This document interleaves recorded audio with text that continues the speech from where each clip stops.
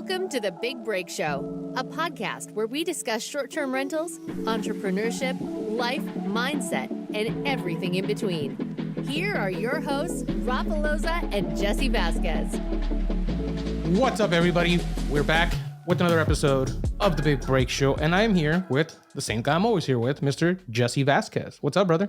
What is up, party people? Yeah, Rafa, dude, I'm pretty pumped about today's episode, man. It's a good one. And Mr. Sean Pan, who's on here today, he has like 2 billion TikTok followers and Instagram followers. I'm excited because I met Sean when he was first starting off his social media, and he had a good following already. But then fast forward, I think I met him like a year ago, maybe, and now he's got a couple 100,000 on Instagram. I followed his Instagram when he had I think 3,000. Now he's at over 360 something thousand, and his TikTok is like at 1 or 2 mil or something like that, which is insane. But it's just the content he drops is great. And in this episode, we talk a little bit about content creation, talk a little bit about his hard money loan side of things, and then we talk about his real estate investing, because at core of it all is his real estate investing business. That's what he is. He's a real estate investor focused on real estate to grow long-term wealth, but he's focused also very heavily on the short form media, social media, because of what it's done to his real estate business and his hard money lending business. And we go into detail about that. So I'm excited for everybody to listen to it. This dude he's super intelligent. I've been wanting to get him on the show for a long time, and I'm really happy that he came on. Yep. Yeah, I totally agree. Not only that, but he talks about how social media helped develop and kind of grow his freaking real estate portfolio and his business alone. So that's why content is so important, you guys, because it will allow you to reach more people, especially if you're in a space where he's a hard money lender where you can literally reach anybody in the US. And, this guy's done it all. He's done podcasts. He's done, the short form stuff. And his content's really good, you guys. You're going to have to check it out. We'll put the show notes down on the bottom. But please, if you guys got a second, like this video, share it with somebody. Also, if you can just take a moment to head over to Spotify or Apple and just give us a 5-star rating or a 1-star rating, whatever you decide, that helps us tremendously grow. So we're thankful, Rafa. And this is a good episode. I'm glad everybody gets a chance to listen to it. Yep. Hope y'all enjoy it.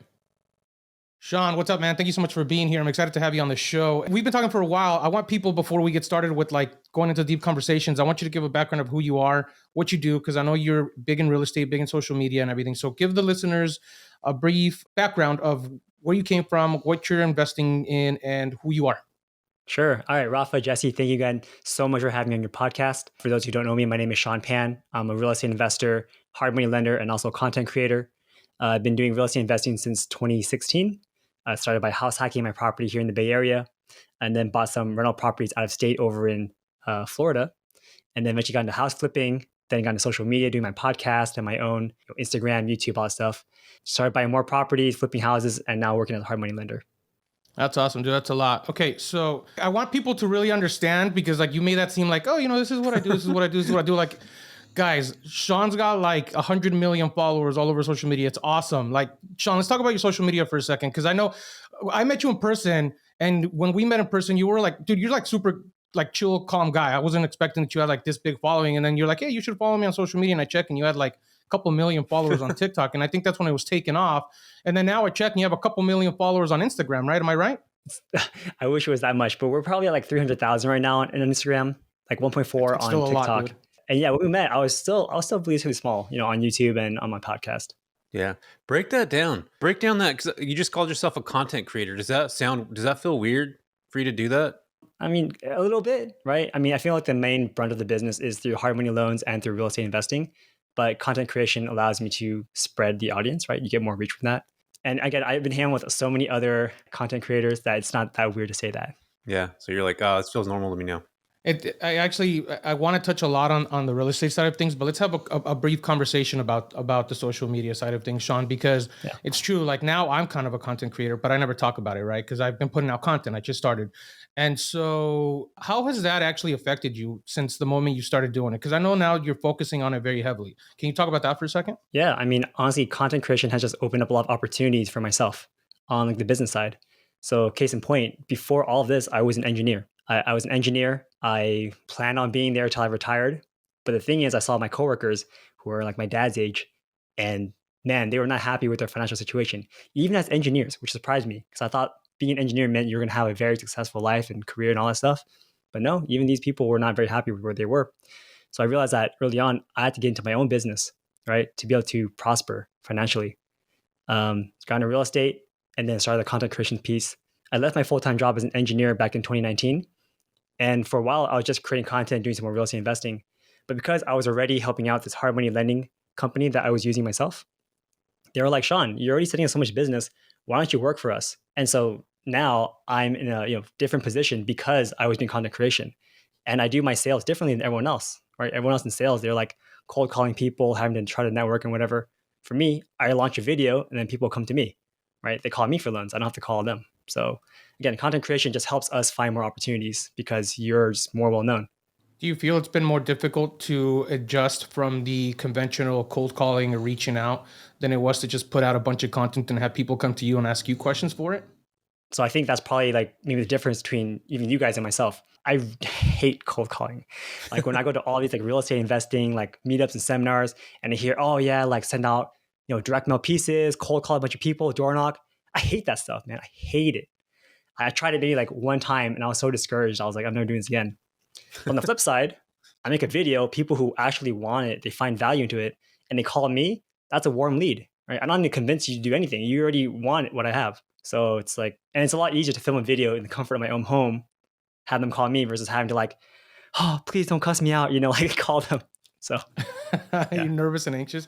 It's funny because I just recorded a video about that. Like, you don't need to go out and like, even for the raising capital part, I was like, you don't need to go out and raise capital. You just need to talk about what you do, right? Well, same thing. If you talk about what you do and you record it and you put content out there, people will resonate. They'll want to talk to you and they want to work with you, and they'll come with you because you're not selling them on anything anymore. Now you're just basically telling them, this is what I do. And if you want to be a part of it, reach out, right? Exactly. Yeah. And by the time they reach out to you again, you don't have to convince them. They already bought into your story.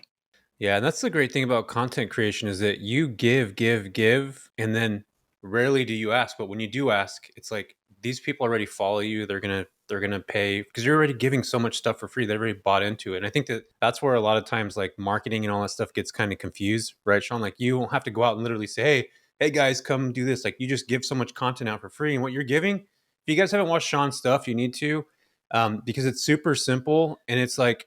They're very basic questions, but you kind of change the way you make it a very easy way for anybody to understand, like literally anybody. And I think that's where that type of, you're not breaking things down in like macro perspective. You're just being super simple about it. I think that's what's so great about your And content. that even took me 4 years to figure out though, right? Like content creation seems simple, but in reality, there's a lot of work that goes into it. Because when I was first getting started, I had a podcast and I had I make YouTube videos, but about really complicated topics, right? And unfortunately, those really complicated topics don't get viewed because these people, like it's for most people, it's beyond their reach. Like they are not interested in these super, complicated things. They want the basics. So from there, you gain their trust and stuff, and then you can start talking about more complicated things. So I actually wanted to ask you about that because the way I put out my content, it's like stuff that I record either here or on my YouTube channel or things that come to mind. I just record it sitting on my chair, but you structure it very nicely and explain it so well, man. Like I seriously, like you're one of my favorite content people that I watch all the time. And I literally go through all your videos because like even me that I've been in real estate for so long, like I still learn something off of every single one of your videos that you do, right?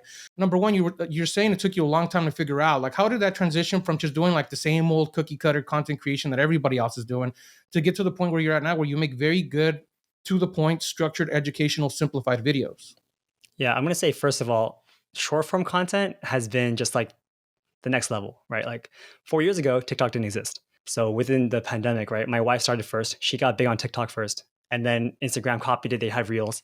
YouTube copied it. They have Shorts.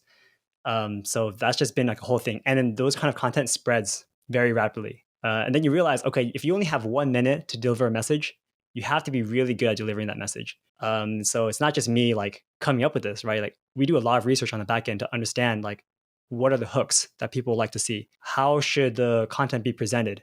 What should the titles be? What should the captions be? Like everything is researched. So it's not just like I'm gonna record some BS and launch it. Everything's pre-planned. How do you do that, Sean? Like with tags, like I know that like YouTube, and I've been like really diving into that a lot lately, is like the YouTube tags and like headlines and like using vidIQ and stuff like that. So how do you do that? Like what is your process like? Honestly, it's a lot of manual work. We do have a team of virtual assistants who their job is to watch TikTok videos, and then we kind of just aggregate the best ones. No way. I love that. Yeah. And then every morning we present. It's like, all right, let's look at this video. Okay, that's a good concept. Let me see if I can make my version of this. And then on the back end, once I understand everything, I make my own scripts and then launch it. Dude, Sean, you just blew my mind. No way. Okay, so you have broken down your content creation to like an actual systemized business where you can actually take and apply and pick and choose what you want to do. For short form content, yeah. I haven't figured it out for long form yet. Gotcha. Dude, that's awesome. I never would have thought about that. So what do you guys have, like a daily meeting and you just go over the content and then you apply what you like? Yeah, basically. Yeah, Rafa's Wow. operating like a CEO. He's got a 15-minute Bro. stand-up. What are we looking at? What are we not looking at? Let's do this. Okay, we'll work on these 3 and let's move forward. Or you look at a video like, oh, why did this one perform well? Why did this one not perform well? Okay, got it. This one's too complicated, or maybe it was delivered in such a way that people don't like it. Like, for example, we do a lot of content creation, right? And sometimes you see a lot of people who just tell you things like, oh, you should do this, you should do that. Yeah, but people don't really want to see that. You know, they don't want to be told on Instagram what to do. But if you create a scenario where it's like, oh, you do it this way, well, I do it this way, and my way's version is better because of XYZ, then you're like, oh yeah, that sounds like a good idea. But I'm not explicitly telling you to do something. You know what I mean? There's a little nuance to it. Again, we only figured out from doing this over and over again. Yeah. But you guys, your wife is also big in this space. You were able to like duplicate her success. Like, you know, Yeah. like you. And it was funny too, because I remember like this time last year, we went to a conference called FinCon. She was like at, 500,000 followers. I had like 200. I was her plus one. Like 1 year later, it leapfrogged her, right? It's like the opposite. But still, like, yeah, both of us, it's really good that both of us have our own separate platforms, because that way we can collab with each other if we want to, or we can be separate and create whatever we want to create on our own channels. Do you guys have like almost like you're competing against each other? No, because it all goes to the same place. So if anything, we're like supporting each other a lot. And I think it's really nice because she does a lot of things better than I do. So we are able to just, fill each other's gaps, basically. Got you. So you're not like, yeah, I got more views than you did yesterday. You guys are like eating dinner and you're just talking about that. No way, man, no way. Oh, that's cool. That's funny. So, okay, Sean, going into this, how difficult was it to transition into creating content? Like, what made you really want to go, hey, I want to start content? Because it's very, like, even when I started it, like, I was like, man, people are going to make fun of me. I'm going to look stupid. I don't know what people are going to think. Like, can you talk about that for a second? Yeah, absolutely. So for me, it was more of a sense of like emptiness when I did really well on one project. I know it sounds kind of weird, but I did a flip. We made a lot of money on it. But at the end of it, I didn't feel like I really accomplished anything. Like, I don't think I made the world a better place from flipping a house and making a bunch of money.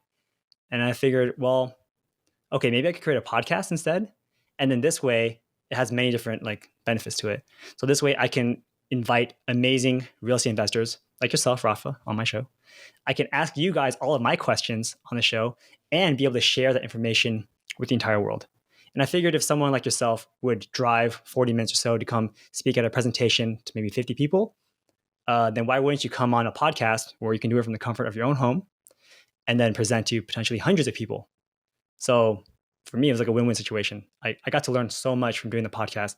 And it was more like a soft launch, right? Because a podcast, you're not really filming your face. I mean, you're kind of doing it here, but you're not like having to really present. You're just being yourself on a podcast. You're talking. Most people hear it, right? On their commute and the drive. So yeah, I figured that was like an easy way to do it. And then from there, you start branching off to other things like YouTube and Instagram and TikTok and stuff. Yeah, it's funny for us. I started talking on it on Clubhouse and people really liked and resonated and pushed for me to give more. And then Jesse came. That's how me and Jesse came around. We started kind of collaborating and talking. He's like, we should start a podcast. And I was like, yeah. Originally, we were supposed to not do the recording either, but I was like, you know what? If we can reach more people on YouTube also, let's just go full on with the recording and the audio. I think we get the most out of the audio for sure. The audio through iTunes and Spotify. But then that led to branching off into YouTube. And then now that's leading to short form videos. Now my big thing is short form videos. I just recorded, I think, 17 videos the other day that I'm trying to have set up for short-term rentals to teach people like short style. But I want to get to the point where you're at, dude, like to the point where it's like nice, structured, like very consumable, short, that I actually help someone do something, not just sit here and go, you should do this because of this, and this, right? Like that's boring. Nobody wants to listen to that. I've noticed that when I break stuff down on short form videos, it's what does the best. Like where I was like, I'm gonna break the numbers down for you guys. That's how I started it. That video had like 18,000 views within like the day, which was crazy. Mm-hmm. My other videos usually do about 2,000. And mind you, I only have 4,000 followers on Instagram, right? So that was kind of cool to see. So now I'm trying to focus more around the value that I can add, but I want to make it like more structured and detailed, which leads me to my next question. How much time do you put into researching your videos, like, so you actually script them? I mean, we know that you have the VAs come in and you guys go over it, but like, how much time out of your day does it take for you to actually sit down and go, okay, this is what's going to be? And do you record like one video a day, or is it like multiple a day? Yeah, that's a good question. Typically, I batch everything. So once the VA and myself, we've gone over all the ones that I want to do, we put it into like a topics bucket. We use this thing called ClickUp. It's like, Asana or Notion. It's all just like Kanban boards. And then from there, I decide which ones I want to make. It probably takes me like 10 minutes per script. I just batch them, right? Maybe do like 10 in one sitting if I can. And then when I record, same thing, do like 4 to 5 and 10. I don't know. And I release maybe 3 a week. So I'm not releasing like one a day. That's Really? too much. Yeah, I do one a day just because I'm like shoving it down people's throat right now, I guess. But okay, so do you find yourself with like 40 outfits? Because I see you always like change outfits in your videos too. Surprisingly, I don't have that many. I mean, I have maybe like 3 shirts and 2 polos. Because every time I see your videos, like, you know how you transition? It's like different outfit. I'm like, dude, I wonder how long it actually takes him to record one of these videos. I mean, it's not like I change shirts 20 times. I film the A side and I film the B side, and then editor mixes it. Makes sense. That makes sense. That's why you need to script it all out before you start. So it only takes you 10 minutes to put that script together then? Again, it depends, right? Yeah. Depends how much sleep I got, all that stuff. But yeah. I think the problem with a lot of people with content is they overcomplicate the shit out of everything. Like, it's not complicated. I mean, it's complicated like to put stuff together, but if you think about like all your stuff is very simple. And if you see the people that are super successful, it's so simple. But then it's just that like if Rafa came to me right now and was like, hey man, what should I make for content? I can give him like 30 ideas. But the second I try to think of my own ideas for my own content, I'm like, fuck, like what am I supposed to do? You know what I mean? Yeah. And you're going to burn out too, I think, especially if you're doing it once a day. Like you're going to run out of ideas. Yeah. Even though I'm doing three a week, I still run out of ideas too. That's what we're always researching, always trying to find new things to talk about. Yeah. Super smart. So, okay, before I want to transition to your actual real estate side of things, but I have one last question. How did you find your VAs and how did you train them to do this for you? Because now I'm like, really, I kind of want to get one. Sure. So I use a site called onlinejobs.ph. I'm sure you've heard of it before, but this is a Filipino-based website that has freelancers. So you just create your account. I think they charge you like $69 per month to use. So it's free to like create job posts, but if you want to talk back to the people who reply, you need to pay that $69 a month. And then once they're hired, you take them off platform and you pay them with like PayPal. And how was like your job description for that? Hey, we want somebody to just go through videos? No, I mean, this particular VA that I have, he's like my main guy. I've been working with him since 2019. And since 2019, his role has shifted like 10 times already. So it kind of depends on what we need, right? Change your job. Yeah. Yeah, I got you. See, the reason I ask is because I have VAs for everything. Like my VAs run all my full communications. I have a video editing VA. I used to have a social media VA. So now I'm trying to get back into that. So cool. I appreciate that. Yeah. I want to talk about the cash side of things, and hopefully you're okay talking about money and stuff like that. Before social and after social, did this like 20x your business? It's kind of hard to say because when it comes to real estate business, it's been kind of intertwined. When it comes to like buying and selling a house or flipping homes, like that was separate from social. Mm-hmm. But when it comes to like hard money lending stuff, I mean, all my business came because of YouTube. Yeah. Right now with like sponsorships, affiliates, and course sales, again, that's all because of social media. So they're intertwined. But yeah, it's surpassed my engineering salary for sure. Yeah. And engineers, like I see a lot of engineers when I go to real estate meetups, I seriously talk to so many engineers. So like engineers know about real estate. Like it's like, I think it's just like some kind of thing inside that whole process of putting things together. And a lot of successful people I've seen in real estate were former engineers. Yeah. I think it's because we understand how to do numbers really well. And we understand how important like passive income is. So I think it intrigues us. Yeah, got you. Well, yeah, let's dive into the real estate side. Because I mean, Sean, you were in the Bay Area, and the Bay Area is not freaking cheap at all to get deals. Since we're recording this right now, it's September 21st, and the market is starting to shift a little bit. I'm seeing like San Jose drop prices. Actually, I just read an article from Redfin that it's dropped about almost 10% in the last 60 days. Properties are sitting a lot longer. So let's talk about real estate like prior to and how you got involved in it. And then I want to talk about like now, and we'll kind of move along into what you're doing now and strategies now. So dive us into your whole real estate background. Sure. So again, like I said, I started with house hacking. I bought a house in the Bay Area, and it was just fortunate that I had a lot of friends from Los Angeles who also wanted to move up to the Bay Area. So I was like, hey man, I have a house. I have extra rooms. Come live with me. I charged them below market rent because they were my buddies, but all their rents combined paid for my mortgage. So that was pretty sweet. Got into real estate investing around 2016. Started going to a lot of the meetup groups there. found out like, what markets to invest in, how to do things, etc. Bought my first 6 units over the next year or so over in Florida. Then I started flipping houses because, surprise, surprise, in the Bay Area, because markets are so expensive, no one's really buying properties in the Bay Area for cash flow. They're flipping houses. So I got into house flipping, and I actually got my first deal because I was going to meetups every single month. There was a person that was sitting next to me every single month. Her name's Elisa. So shout out to Elisa. She's also very big on YouTube now. And at the time, she just happened to have a deal, but she didn't have the funds to do it herself. So she was like, hey, do you want a pseudo partner with it? It's kind of like a wholesale, but like a partnership model. So she got a percentage of the profits. And that project just did really, really well. So flipped that house. And then we flipped 4 more over the next 2 years or so. Some did really well, some did really badly. But at the end of the day, we're still okay. And then I left my job in 2019, became a hard money lender, started buying more properties out of state, started doing more loans for people. So even now, even though I don't flip homes anymore, at least not recently, I'm still pretty intertwined with the market because all my clients are flippers, basically. What made you want to get out of state? Was it the prices here? Oh, yeah. That's basically it. Prices there, landlord laws were more favorable. Yeah. Okay, so let's talk about that though, because it's, it sounds so simple. Yeah, I just decided to do it out of state.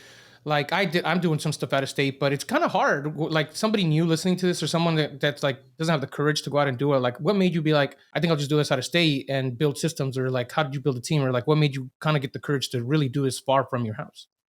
So the way I figured is at the time I was an engineer working full time. And even if the house was 20 minutes from my house, I wasn't going to manage that property, right? I'm not the kind of guy that's going to take a call from a tenant to handle situations. I figured if I'm going to outsource that management here anyway, why can't I outsource that management somewhere else? And you might say, oh, well, at least you can drive the property. But even if I drive an hour to visit a property, what am I going to do? Like, I don't know anything. So what's the difference for me between buying a house an hour away from me or 3,000 miles away from me? There was no real difference. And the property's cash flow better over there. They're cheaper over there. So yeah, I figured, again, that's the scariest part, finding the right team members. But once you have a good team, it's all good. Yeah, how do you find the team? So like that's the thing that scares the crap out of a lot of people, even me. Like, I'm working on a deal right now in Aptos, and it was a pretty good deal, but like getting a team together. So how did you do that, Sean? Like when you're doing, like your first deal was in Florida, you said. So like, was that a rehab project? Was that a flip project? How do you find the right team? Is it through your realtor? Like what's the secret sauce there? Yeah, so I'll go over like the deal itself because I guess I want to make it clear. The very first deal I did, I had no expectation for it to be like a slam dunk amazing deal. I wanted to be like a solid base hit. As long as the numbers worked from day one and it cash flowed, I was happy with it. So I bought some regular property off the MLS. We were able to negotiate it down a little bit lower than the listing price, but it wasn't anything like super crazy. And yeah, we did find it with an agent, and I found the agent through Bigger Pockets. So if you guys don't know, Bigger Pockets is this website for real estate investors, and their forums are actually like really, really like well populated with experts in every market. And you figure if you have a real estate agent who's lurking on the forums of a real estate investing website, then they at least have some knowledge of how real estate investing works. Because the worst thing you can do as an out-of-state investor is get connected with someone who only knows about home sales, because they're going to try to sell you on the great schools and the beautiful backyard. And as an investor, I don't care about any of those things, right? So yeah. So anyways, I found a good real estate agent, and then he eventually connected me to a great property manager. And the property managers have their own crew for all their miscellaneous like rehabs. So I would say if you want to find team members, it's going to require a lot of upfront work. Like that's really the work when it comes to investing out of state, finding the team. Do a lot of calls, do a lot of research. Ideally, go with some referrals if you're giving some referrals. But yeah, whenever I go into a new market now, I make at least 10 phone calls, and you kind of pit people up against each other. You got to get your bids. Yep. When I went to my property out of state, the guy that wholesaled me the deal, basically he recommended the project manager, who recommended the construction crew or the contractor, who recommended the maintenance guys, who it just one after the other, and it worked out great. I literally just went over there just to see the project completed and done, and now it's fully operational short-term rental. So same concept. So hey, I wanted to ask you, actually, I remember we talked about this briefly, because when you were leaving the Bay Area, you said you were gonna mid-term rent your house up here or short-term rent your house up here. Oh, you remember? Yes. Yeah. How did that go? Yeah. So that was actually a lot of fun. So I live in a city that doesn't allow short-term rentals. So to get around that, we do the midterm rental strategy, which is a 31 plus day rental stay. I mean, that has like a lot of benefits because as an out-of-state, landlord, I do manage that one myself. But because only once a month, I don't have to like consistently talk to my cleaner and everything. And we do have some family over there too. So they walk through the property after cleaners are done to just double check everything. So far, so good. By doing it this way, we are getting probably around double the rent that we would normally get from a normal rental. Now, the crazy thing is our second guest was a crazy person. They left that place in a complete mess. They had a newborn baby and then they were flushing like toilet wipes down the drain and clogging it. And then at the very end, they said that they couldn't move out because of some family issues and they need to stay longer. But I said, I'm sorry, we can't. We have another guest coming. We can't let you stay longer. I'm sorry. You need to move out by this time. We can like move your stuff or whatever. They said, don't touch your stuff. We'll move out. I thought it was all good, but then they left a 1-star review. And we were freaking out, Like a 1-star review on a midterm rental is really bad because you only get one review every month or so. So it's not like normal Airbnbs where you just get like a bunch of reviews. So yeah, that was a big stain on our record for a while. But again, because we're in a good location, people were still booking our spot. And actually just last week, I was able to call and get the review removed. Nice. Actually, so that was gonna be my leading question. How did you handle after? Because I know it's like kind of heartbreaking when you get your first bad review, and especially if it's something that's like unreasonable, like this sounds very unreasonable. Yeah. How did you handle it? Like, did you respond to the review? Did you like what was it? What was it after? Like, how did you approach it? Sure. Yeah. I mean, that's exactly the only thing you can do normally is you can only respond to a negative review and not be crazy in your response, right? Like I could have cussed her out on a public forum and then everyone would think I'm a crazy host. But no, of course we're like, oh, I'm sorry. Like we were surprised that you didn't mention this before because this whole time you didn't mention any of these issues. And then all of a sudden, blam, crazy scathing review. Yeah, retaliatory review for sure. That happens all the time. Yeah. But again, like I said, for the most part, we didn't care because we already had bookings all the way through the end of summer. So we're like, well, I'm like 100% booked. Who cares? Then it was like, okay, it's a little bit slow. Let's try to figure it out. So then I started making these calls and stuff. And then, yeah, I think because they said something about the city that we lived in, I was able to be like, oh, well, look, like this is not part of my property. This is part of the city. Can we remove it? And after the first wave, they said, no, we can't. They got escalated. And then that second person removed it for us. I was like, nice. Yeah. We always talk to like 3-4 people before we get a review removed over something like that. Usually the reps don't know what they're doing. So you have to talk to one that actually has experience. So that's cool. I'm glad you got it removed.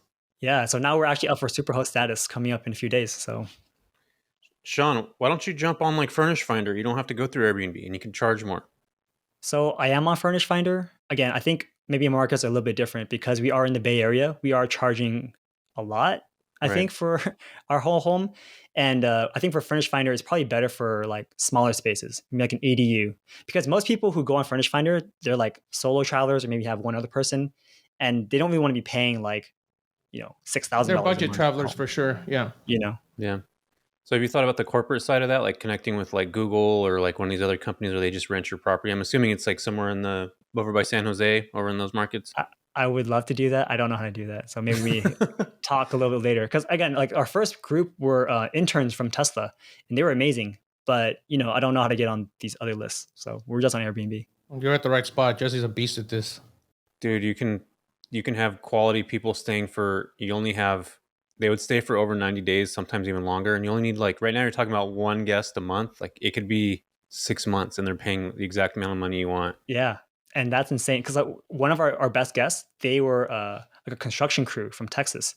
And they need to be here to like install these AT&T like antennas or whatever. I love those. But they were there for 3 months. It was great. And they didn't bother me at all.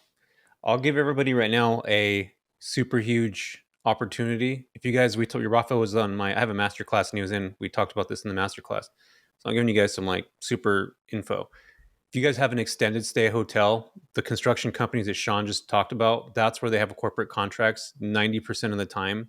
Drive by there at 7 p.m. at night, take a picture of every single truck that's out there, get home in the morning and just literally start calling every single one of those agencies and ask for who's in charge for the housing department, who's in charge for housing the construction crews, who's in charge of connecting with the properties. And you can literally start building your business just off of driving through an extended stay once a week at night. Those people are staying for, a week, 2-3 months. So Sean, there's your next video, dude. Nice. No, I love it. Yeah, it's funny because when we talked about that, like, remember one of the guys in your group literally like the same night went out and drove it, took a bunch of photos, and I was like, these guys are taking action. Yeah, He man. did. I have a group right now. They stay with me every year from the Antarctica project, and they come down to Southern California and they'll get food and they'll take it out to Antarctica to feed everybody for like the next 7 months or whatever. And I'm the guy that they stay with because I have the unofficial. It's not a contract, but it's unofficial contract. Like I'm on there. I'm the first person they always call. Hey, we need these, and they rented out 2 units side by side right now, and it was like 20 something grand for like 40 something days, which is crazy. Damn. So, and it's because of that same thing. But I wish they would stay longer. But they're here always during the slow season, which is great. October, right? Mid September all through October, and then mid November, and then after they're gone, the high season starts up again. So it's always great. I love the midterm rental market if you get the right people in there for sure. Yep. So how did you get into the hard money piece? Like, what made you go into that? Because that's kind of complicated, man. Like, even when I work with hard money lenders, like I still don't understand the terms. Like, something I really need to master is learning terms and interests and stuff like that, because I'm pretty sure I overpaid on this last loan that I got. Yeah. So, I mean, like we were mentioning earlier, why do engineers get into real estate? Because we love messing with numbers. Like, in fact, I used to make my own calculators just for fun. So I was really good at understanding, like, again, what you mentioned, the interest part, the fees and all that stuff, how that, affects your return and all that stuff. Basically, I was a client. I was a client for a hard money lending company. I did flips with other hard money lenders before too. And I saw the pros and cons of every company. But this one company was just really good, and also helped that my loan officer was also my really good friend. So whenever anyone asked me, "Hey, Sean, you're making these great videos on YouTube about flipping houses or whatever, where do I go for money?" I say, go talk to my friend. And people would go do that. And then since I was already sending them leads, and my friend knew I wasn't working a 9 to 5 job, she was like, "Why don't you work with us on like an unofficial like lead basis capacity?" And so that's how I started. And I can lie, the first year was kind of slow because no one really knew me, Sean Pan, as a hard money lender. But then just over time, because I was doing it over and over and over again, talking about it more on YouTube, the business really took off about a year after I started. And so I went back into it, quote unquote, full time, and just been doing like a bunch of loans. Sometimes it's really good because you're making a lot of good money. Sometimes really bad because the more loans you do, the more headaches you have. So it's kind of like that balance, right? We have to find like, where do I want to be in the spectrum of work and income? So let me ask you a question. Do you ever come across like a situation where you're dealing with investors that just have too many projects going on? It's just gonna become a nightmare of like paperwork and headaches, and you just rather just be like, I don't want to deal with this? Or do you guys have to like take every single one on and say, no matter what the type of work it is, I got to take it on? Do you guys get to pick and choose that? Like, how does that work? Okay, so I think most of the time we don't have this issue. Most times we don't have issues. Sometimes there are investors who bite more than they can chew. And you can tell like everything is disorganized, right? They have accounts in like 20 different bank accounts, and you have to combine all the banks so that they can meet their down payment, or their credit card or the credit score is in shambles because again, they're doing too many deals, getting too many credit pulls.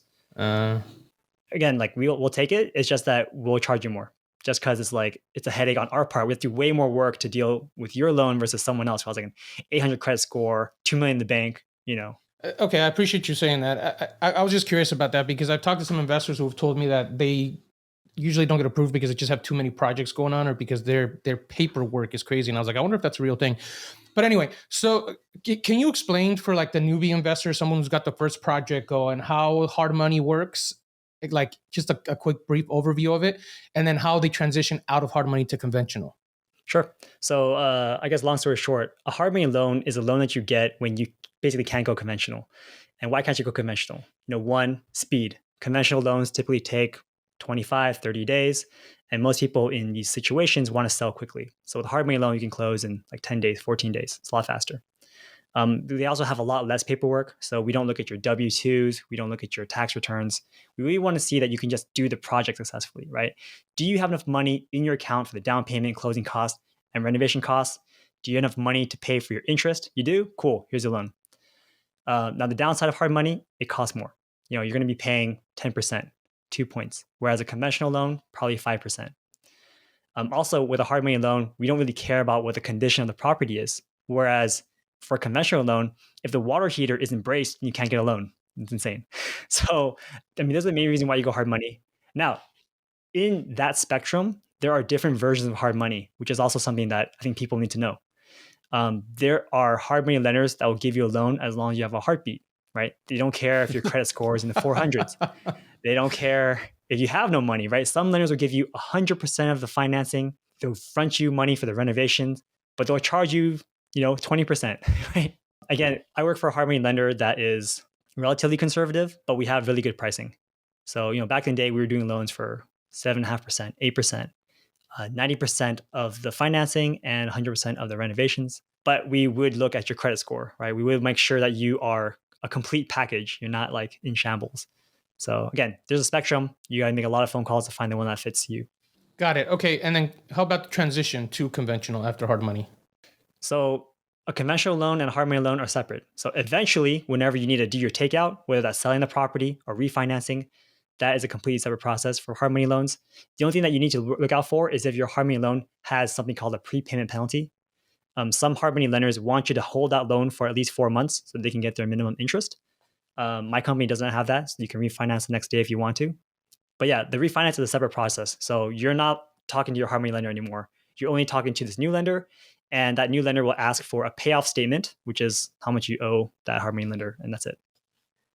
What's the typical down payments on these things? Like, do you have to put like a percentage down? Because I know most people want to get in these projects for super cheap. So like, what does that look like? Is it 20%? Is there 10% deals? Is there what does that whole process look like? Yeah, so that depends on the lender and also your previous experience. In general, hard money lenders are very flexible. Like conventional financing, not flexible. With hard money lenders, the more projects you do, the easier the terms are, the lower the rates are. For newer investors, like no experience, whatever credit score, you're probably going to put 20% down, because the down payment is how safe the loan is for the lender. Now, of course, if you're really experienced, 10% down, no problem. And again, like I said, there are firms that do 100% financing, but they charge a lot. Yeah. How do they figure that out? So like, do you have to have like somebody write off like the deals that I've had, or like, how does that actually work? And what type of construction? Because sometimes just the bathroom remodels might not put you in that category of being like somebody that does this often. So does it have to be like, can you talk about the scope of work? Sure. Well, I mean, in terms of experience, right? Like how do you determine experience? Yeah. So, well, for my firm, what we do is we do it based on how many properties you were on title as an owner. So if you're like, oh, I helped my buddy do 5 flips, it doesn't count. That wasn't your deal. You didn't put any money at risk. Oh, I was a contractor working on these 5 projects, also doesn't count. But let's say you're an investor, you have like 20 different properties out of state. That counts because you have purchased those properties, you've done analysis. Then they bucket you into different tiers, right? Like your first deal, okay, you're at a certain pricing and terms, 1 to 4, 4 to 10, stuff like that. So if let's say I own 6 properties right now and I did minimal rehab on those, do I actually have to show like with the contractor's information that I worked with, like what we did, what the purchase price was, what the ARV was? Do we have to show that kind of stuff to your firm? Typically, no, because this is extra work. Really what they do is they just want to make sure that you've had experience buying, selling, maintaining homes. Like they'll do a title search on you and your companies that you own, make sure the names match, and they'll say, okay, check. You get credit for that one. Got it. Okay, cool. So I have a question too, because in terms of the points and the interest and stuff like that, which is funny because I remember when I did mine, I got the hard money lender gave me 8.9 and I thought it was like, I guess it was good. But then I refinanced and I ended up getting 7.9. So I guess interest rates have gone up since, right? But how does that affect the type of loan that you get in terms of the points and the interest thing? You're talking about like, how do we price people out? Yeah. So, I mean, long story short, there is like a second market, right? Like there are companies that originate loans and then there is a secondary market. So as a hard money lending originating company, we work very similar to how like Wells Fargo or Chase works. We can originate the loans, but then we sell the loans off in the back end. We got to make sure that those numbers that we sell it at are profitable. So right now, when interest rates are higher, people on the back end don't want to buy loans for cheap. You know what I mean? Like if you can get a secured loan for a certain interest rate, then the ones that you do for hard money loans need to be higher. So that affects our rates, which affects you guys. And then again, because of your credit score and your experience, all that changes. Honestly, I don't know how to give you a solid answer on that one. It's just that it's based on the credit market, sure, right? And on your profile, like what do you look like? What's your experience and all that stuff? Yeah, no, that makes perfect sense. It explained it pretty well. Basically, depends on how good you are trustworthy for money to be borrowed by your credit. Number 2, the type of experience that you have, right? So, and number 3, the way the market's doing, right? Yeah, and also how much money do you have, right? Like if you have no money left after we give you this loan, it's like, this is kind of sus. Yeah. You can run out of money, over budget, and then what? You're going to fail. The project's going to be half done and you're going to go get foreclosed on. Like we don't want to do that. Yeah. Okay. That makes sense. Yeah, got it. So you guys will loan money on the project, like actually for the purchase of a property plus the construction.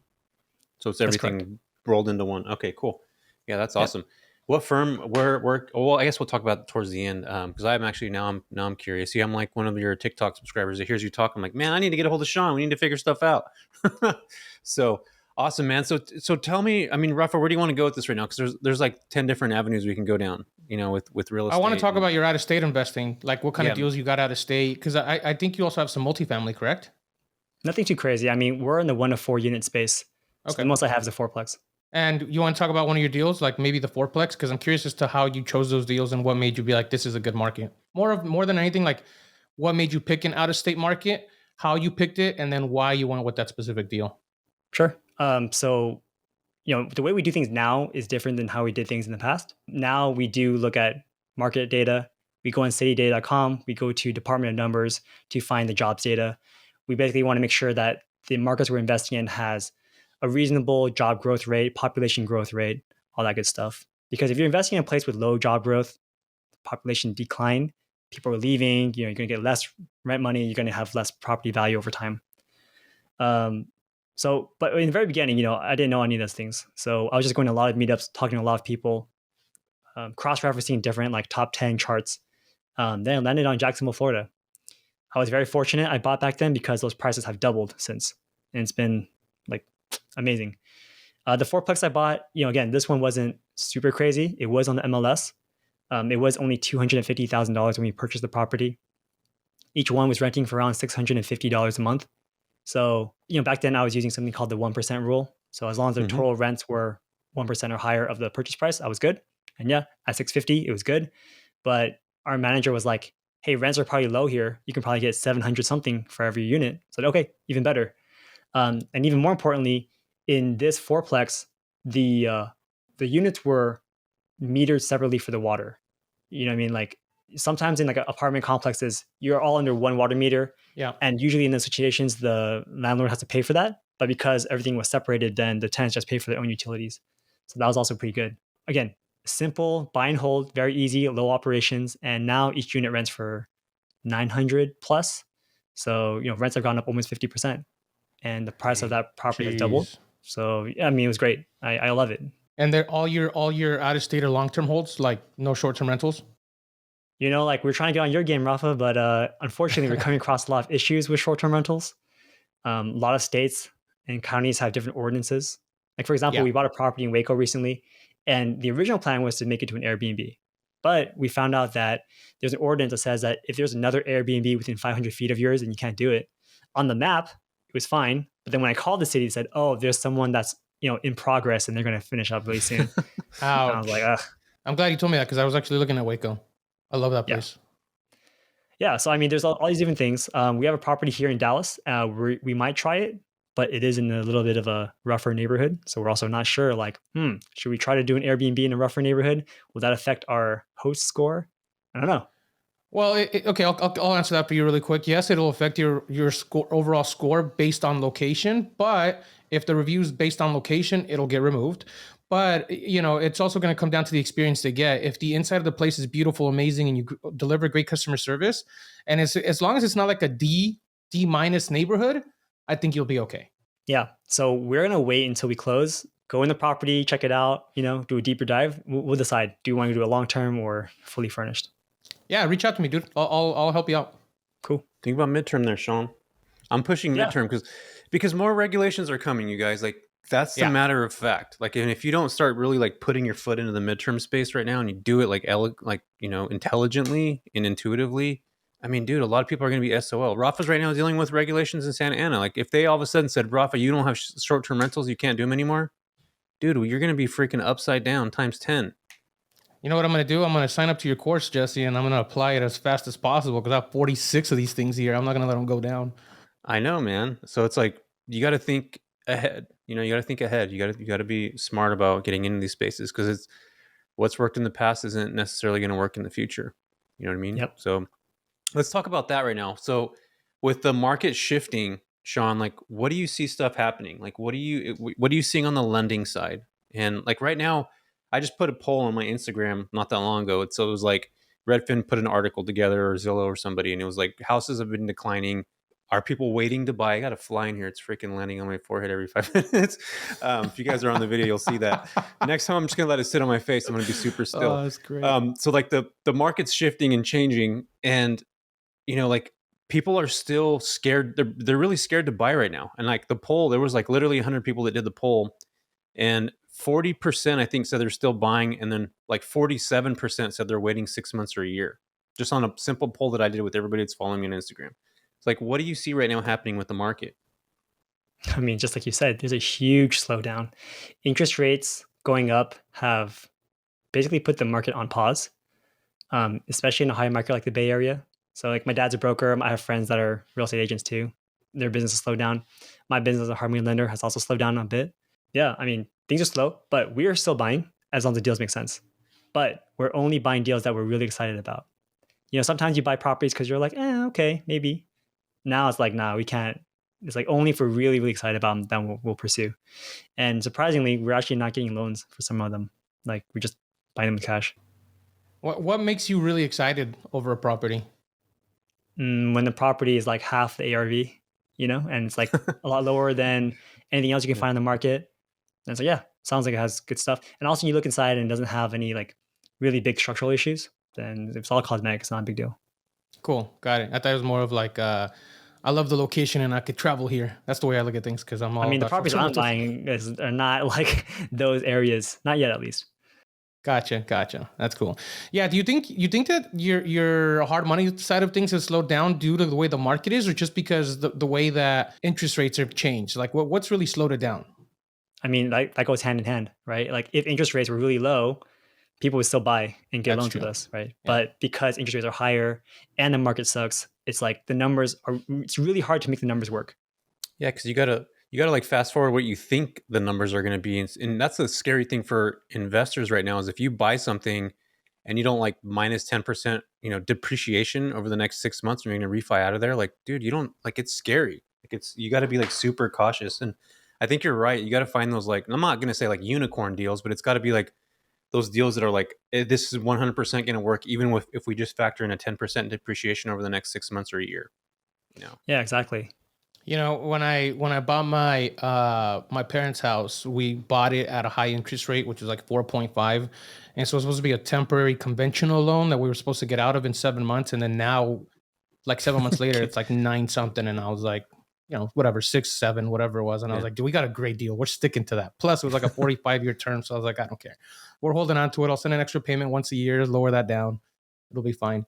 I learned that from you, by the way. The send the extra payment off your videos, dude. I was like, I told my dad, I was like, check this out. This is what we're doing. Save money. You're sending extra payments, just to help out. So I appreciate that. So Sean, all right, we're getting to the top of the hour, dude. Before we transition here, what do you got going on now? Like, what's the future look like? What's your plan? Are you going to continue just buy and hold in? You going into short-term rentals? You do multifamily? Like, what's your plan here? Yeah, I would say we're trying to go into short-term rentals. Again, we kind of want to just test it out because we haven't had that experience yet. Again, we've been doing midterm rentals. It's been doing really well for us. We have a lot of long-term rentals, but time to try something a little bit different. On the business side, again, we're doing more stuff on the social side, and that's a whole other business that I didn't even know existed 6 years ago. So it's really cool to like dive into that territory and understand like what people are doing in that space. But yeah, that's our life. I love it, man. I love it. Yeah, definitely going to get more into the short form social media. You can start seeing some of my videos pop up. Nice. Yeah. One more thing before we end this real quick and we jump into, I've been talking to a lot of investors lately and I've been hearing the same thing, Sean, is that a lot of them were working on flips and now they're like, we're going to actually just hold on to these properties. And these investors that I would never thought would get into short term are now thinking about short term. They're now thinking about midterm, and they're actually thinking about holding their business, holding their flips for the next X amount of time and only finding those like one specific deals.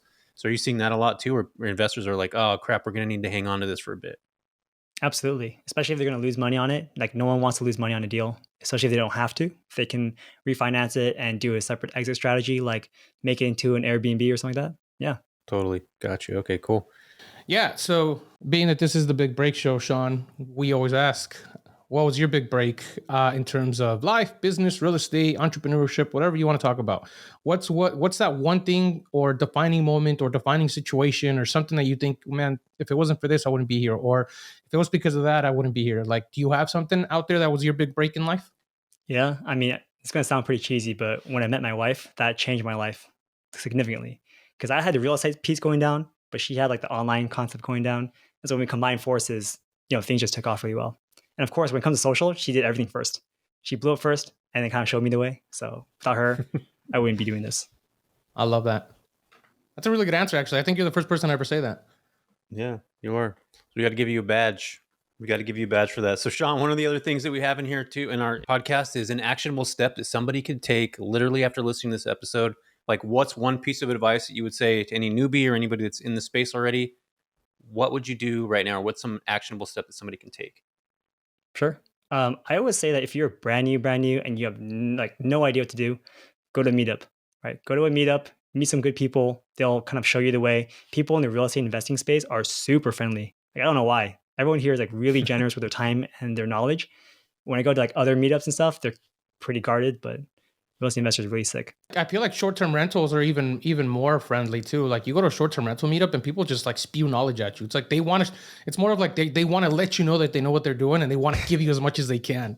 I've noticed that. It's crazy.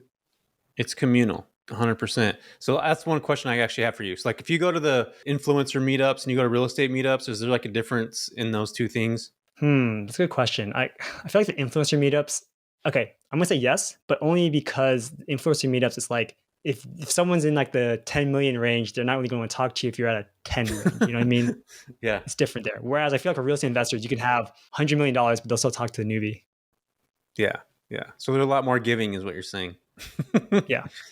Dude, this fly is freaking making me insane. I'm going to put a string on this sucker and it's going to be our new podcast friend, Rafa. I'm going to buy you one of those fly catchers next time before we start recording. You can put it in the back. I know we need to. No, so Sean, give a quick tip on how to get started in social media, if you don't mind. Not just go out and start recording, but like a good tip that somebody can go out and be like, hey, or something that, or I mean, you don't have to if you don't want to, but Well, okay, I would say if you want to get bigger, definitely get on like TikTok or Reels. That's where you're going to blow up the fastest. But I personally think the best way to start is what you guys are doing. The podcast for me was probably the best thing I ever did because you get to like learn as you do things, right? When you're first getting started, I mean, at least for me, when I was first getting started, I didn't know much. So I was able to interview the top investors in my industry on my show, learn the best practices. It was amazing. And then of course you get your feet wet, right? Get you comfortable. It's easy to talk on a podcast. It's hard to create random content every single day. But having new guests on, very simple. That's what I would do, even though the growth is very slow. Yeah, podcasts are hard to grow, like really hard. They're not. There's no real algorithm, right? Like you have to know you, right? You know what though, guys? The thing for me, like, to be honest with you guys, I don't even care if the podcast grew or not. I just wanted to have really good conversations with really good people that I can learn from. And I got to tell you guys, I've learned so much just from our podcast conversations. They've inspired me to do so many more things just off of our podcast conversations with people that I've had. It's mind blowing. Like it really is. Like, I used to listen to podcasts all the time and learn from them. But now actually being the one holding the conversation and being on the other side and being the one talking about it, like, it kind of pushes me more because I see these people hand in hand that I'm actually having a conversation with. It's not just this like, oh, I heard this. It's no, I talked to this person. And now I'm like, well, if that person's doing that, I'm pretty sure I can give it a shot and try it out, right? And I've done so many things based on that because it's inspiring. It's helped. Yeah. And you can ask your own questions too. Correct. You get to learn on what you actually want. Yeah. Very targeted questions. You get to learn on what you want to do for sure. Exactly. Yeah, I totally agree with that. Yeah, you get to literally have a freaking master class with somebody for an hour. Like some of these people that come on here are like, doing really cool shit, Sean, including you. That's why we're asking you a bunch of social media stuff because it's a new wave of like how you get. I mean, that's why I asked you earlier, like, did your business 10 or 20x afterwards? And you said it was hard to gauge, but I feel like once you get that going, people get to know you. And I've talked about this before on the podcast. Is like, back in the old school AM FM days, people would drive to school in the morning, listen to the morning DJ, and you get to know that person over time. Like, that's what podcasts do for people. Like, you get to know that person, just like you said, they learn how to talk, the way they do, the way they conduct business, type of questions they ask. They become super familiar with you, and they follow you in other aspects when it comes to social media and all those other things. So I think you're spot on with that, man, for sure. Well, where can folks find you, Sean? Yeah, so you guys can follow me on Instagram. My tag is Sean Loves Real Estate. That's SEAN, Sean. And then, of course, in that link in bio, we do have a masterclass on how to buy your first out-of-state rental property. So it's a free masterclass. We're hosting it, and you can sign up anytime. Awesome. Is that live? Coming live next week. By the time you launch, it'll be live. Sweet. Awesome, man. That's awesome. So there it is, folks. Follow Sean. Was a former engineer, went into TikTok, met his wife, and now here they're competing over dinner parties, having who gets more views. And that's awesome, dude. I love watching. I remember when Rafa first talked to me about you, and this was probably a year ago, and looking at your stuff now, it's just like, dude, it's freaking amazing to watch people like kill it. And you're a Bay Area person too, so you're not too far from me. So, well, you're in Dallas now. I'm sure you got the heck out of here because the taxes are so damn high. Right? Am I right? We're just trying to live somewhere else before we have kids and settle down. We'll probably go back to the Bay once we have kids. Yeah. Even though it's expensive as hell, but you're used to it. We have a home there, so it's not that bad. Yeah. Your midterm rental. So yeah, Yep. Definitely, man. Well, Sean, it's been a pleasure having you here. I mean, I think there's going to be a ton of insight that people have actually been able to hear and listen. So folks, if you're listening to this, please like and share this with other people, especially if they resonate or in the real estate space or even social media. Check out Sean. He's doing some really cool stuff. We'll leave his information bio. Where do you work too, Sean? Is that all in your Linktree stuff? Yeah, so you can schedule a call with me through the Linktree. I do work for a firm called Conventus. But yeah, we do hard money loans in most of the states in the United States. Perfect. Sounds good, man. Thanks. I appreciate you being here. Oh, thanks so much for having me. Yeah, Sean, this was great, man. I appreciate you coming on and giving your knowledge. This was absolutely great. Appreciate you. Thanks, man.